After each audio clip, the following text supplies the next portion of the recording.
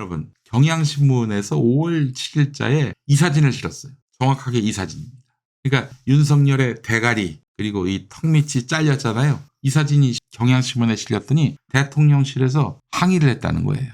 참 할 일 없다. 야, 너희들 그 국민의 세금으로 월급 받으면서 이렇게 뭐하냐? 월급 받고 뭐하는 짓이야 이게. 아니 이게 윤석열이 매기려고 설령 매긴다 하더라도 이게 뭐 그렇게 크게 불만이고 뭐가 이게 또 큰 문제되는 거라고. 그래서 이제 경향신문 기자에게 대통령실에서 전화를 했다는 사실이 알려지니까 조국혁신당 더불어민주당 야당에서 뭐 윤석열 얼굴이 임금님의 용안이라도 되느냐라면서 비판하고 나섰습니다. 아마 이 기사를 낸 기자가 있었던 모양이죠. 김창길 기자인데 김창길 기자가 출근하는 길에 대통령실로부터 연락이 왔다는 거예요. 대외협력비서관실에서. 어떻게 대통령님의 얼굴 사진 위아래가 잘려서 나올 수 있느냐. 유감이다. 이런 얘기를 했다고 합니다. 와 정말 여기가 북한입니까 여러분? 여기가 북한인가요? 잘못했네. 우리 경향신문 기자분이 잘못하셨어. 존나 잘못하셨네. 예, 이것뿐이 아닙니다. 이 YTN 돌발 영상이 삭제가 됐는데 윤석열이가 전통시장에서 멍게를 처먹고 소주 한 병만 있으면 좋겠다. 그래서 소주 한 병에다가 또 멍게를 처먹으려고 그랬던 거죠. 여러분, 저에 그런 소문이 돌았습니다. 아실지 모르겠습니다. 대구의 칠성시장인가요? 거기서 윤석열이가 갔는데 거기서 뭉튀기라고 아시죠? 뭉튀기. 갑자기 뭉튀기 얘기했는데 먹고 싶어지네요. 뭉튀기 고기가 갑자기 윤석열 앞에 있더니 뭉튀기 고기를 그래서 윤석열이가 먹었다고 합니다. 그냥 지나갈 수가 없지. 고양이가 생선 가게를 그냥 지나갈 수가 없지. 그래서 먹었는데 야 이게 상했는지 윤석열이 바로 대구시청으로 갔다는 거예요.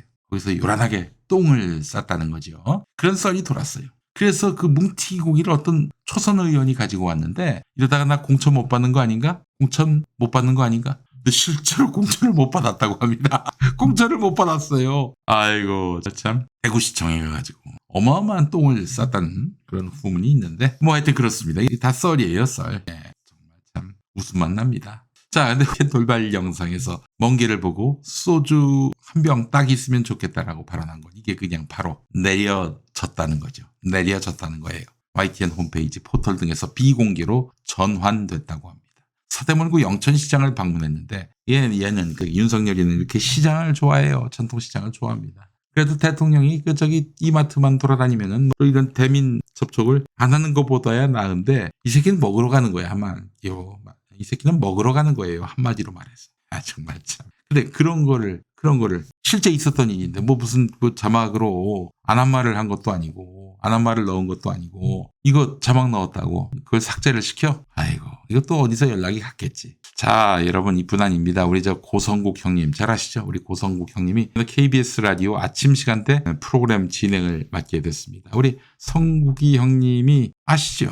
윤석열 기자회견 더 할 수 없이 잘했다. 더 말할 여지 없이 잘했다. 이런 영상을 올렸어요. 고성국 TV에서. 윤석열이가 기자회견 아주 잘했다. 이렇게 얘기하고 있는데 이런 겁니다. 윤석열 기자회견을 비판하는 댓글에 대해서 제 짐작, 제 추정으로는 종북 주사파들, 북한 해커들, 개딸들의 비난 댓글이 주였다고 짐작한다. 이렇게 얘기를 했는데 기자회견이 진행되면서 건강한 댓글들, 윤석열이 빨아주는 댓글이겠죠. 그 댓글들이 올라오기 시작했고 그래서 초기에 맹목적 증오 감정을 가지고 들어보지도 않고 비난 논평이나 올리고 있던 댓글들이 사라지기 시작했다. 근거를 갖고 하는 얘기겠습니까? 보고 싶은 댓글만 보고 이렇게 얘기를 했겠죠.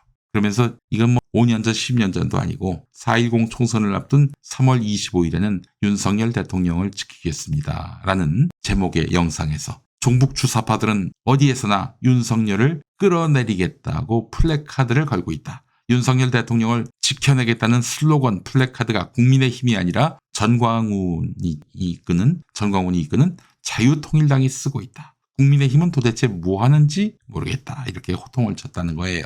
고성국 형님이. 와 이렇게 완전히 한쪽으로 편향되어 있는 고성국 씨가 KBS 라디오 진행을 맡게 된 것입니다. 이거 보면서 사실은 편파적이다 이런 얘기를 하기에는 좀 부끄럽네요. 저도 세월 좋을 때 문재인 정부 때 KBS 라디오 진행을 했으니까요. 이 사실은 문재인 정권 때 항상 좋았느냐 그렇지 않습니다. 2020년 2월에 페미들이 집단적으로 저를 공격하면서 페미의 어떤 압박에 비굴하게 굴복했던 이런 KBS의 높으신 분들 때문에 제가 스스로 그만뒀습니다. 그리고 나서 이제 2달 지나서 이제 총선 지난 이후에 다시 돌아오라고 KBS 라디오 관계자가 저한테 제안을 했었죠. 돌아가려고 마음먹었는데 와 이거 갑자기 취소를 당한 거예요. 봤더니 그 자리에 추진우가 들어가 버렸어. 뭐 그 이야기는 제가 긴데 뭐 그걸 굳이 뭐 썰을 풀진 않겠습니다. 자, 고성국 씨는 그 양반은 저 이명박 정권 때 이명박을 비판해가지고 제가 굉장히 야, 이 형님 참 멋있는 사람이다 했는데 그 박근혜에게 붙더라고요. 이 양반이 사실은 원래는 아주 진보 쪽이었죠. 진보 쪽에 가까웠고 아니 진보였습니다. 그러다가 갑자기 YS 시대에 김현철하고 가까워지더니 김현철과 저기 운명 공동체가 됐어요. 그래서 KBS 진행도 맡고 그러면서 고성국 씨가 완전 마탱이가 같이. 그러다가 그 양반이 김영삼 정권이 몰락하고 나서 한 10년 동안 조용히 있다가 이명박 정부 들어설 무렵에 다시 CBS로 복귀합니다. 프레시안 기획위원 해가지고 다시 또 진보적 스탠스를 회복하는가 싶더니 2012년부터 완전히 친박이 돼버려요. 근데 지금 뭐예요? 이게 박근혜를 구속시킨 윤석열 정권에서 KBS 공영방송에서 진행자로 복귀한다? 뭡니까? 성국이 형님. 이게 뭐예요 도대체 이게. 아이고 정말 참.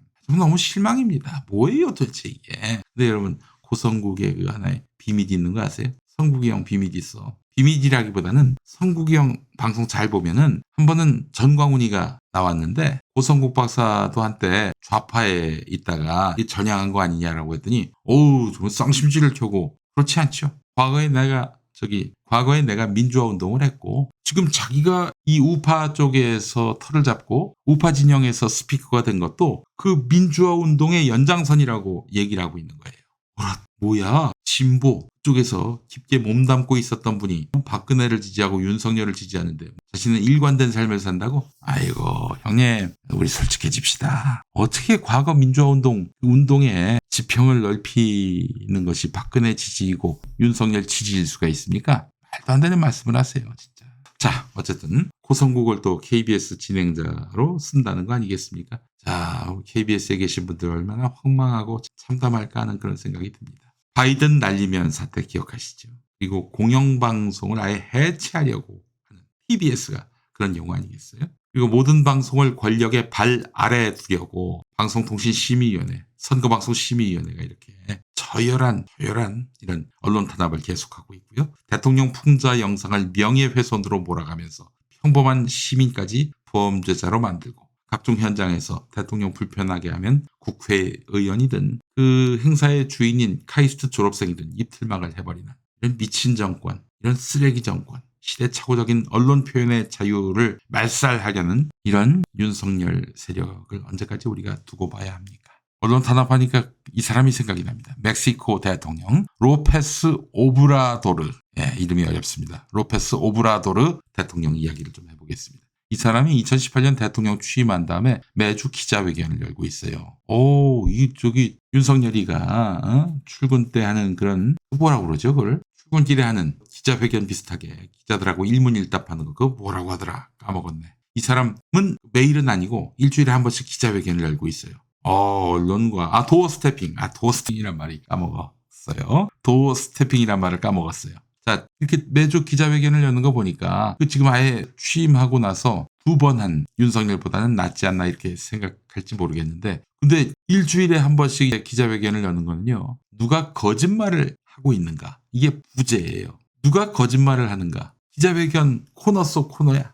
대통령이 느끼기에 불공정하다고 판단되는 뉴스와 그 글을 쓴 기자를 공개 망신 주는 자리예요. 매주 하는 기자회견에서 기자와 언론사 기사 내용을 지적하면서 망신을 주는 겁니다. 이런 식의 기자회견을 매주 연다고 합니다. 어떤 식으로 기자를 모욕했냐면은 기자가 비판적인 기사를 써서 나를 때려가지고 돈을 벌고 있다. 이렇게도 했고요.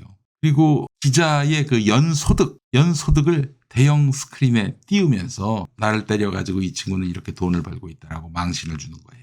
심지어는 비판적 논조를 취했던 뉴스 앵커에 대해서는 그 친구 말을 너무 많이 들으면 뇌종양에 걸릴 위험이 있다. 예를 들면 MBC의 성장경 앵커 말을 많이 들으면 뇌종양에 걸릴 위험이 있다. 이런 식으로 얘기를 한다는 거죠. 와, 이거 대박입니다. 근데 말이죠. 이게 뭐 그냥 망신만 당하면 좋겠는데 그 뇌종양에 걸릴 위험이 있다라고 비난받은 그 앵커 기자회견 다음 날 오토바이를 탄 무장 괴한에게 총격을 당했어요. 그렇잖아요. 지금도 윤석열이를 지지하는 인간들 중에 대통령에게 도전하거나 혹은 비판하는 자들 내 손으로 응징해야겠다. 그걸 애국으로 생각하는, 그게 정의라고 생각하는 이런 덜 떨어진 인간들이 얼마나 많습니까? 아니 이재명 대표 1월 2일에 그렇게 테러한 그 친구도, 김진성 그 친구도 그런 거 아니에요? 게다가 또 멕시코에서 피살된 언론인 숫자가 무려 15명에 달한다고 합니다. 정말 참 기가 막힌 현실입니다. 이게 남의 나라 얘기만은 아닌 것 같아요. 우리의 이야기일 수도 있겠다는 생각이 듭니다. 자, 이랬다고 발끈하는, 이렇게 그 경향신문에 실었다고 요 모양대로 머리가 잘리고 턱이 잘려서 이렇게 실렸다고 대통령실의 그 관계자가 월급 받고 그 공직을 수행하는 공무원이 경향신문 기자에게 전화를 해서 항의를 했다. 이 현실을 보면서 참 참담합니다. 자, 우리 100불 보내주신 쉰스님 너무나 감사합니다. 자, 여러분 이제 얼마 안 남았습니다. 이제 5월 말부터 우리가 또 의거를 준비를 해야 될 것 같습니다. 싸웁시다. 빨리 끌어냅시다. 이게 우리가 살 길이에요. 윤석열이를 대적하는 것이 아니라 우리가 사는 길입니다.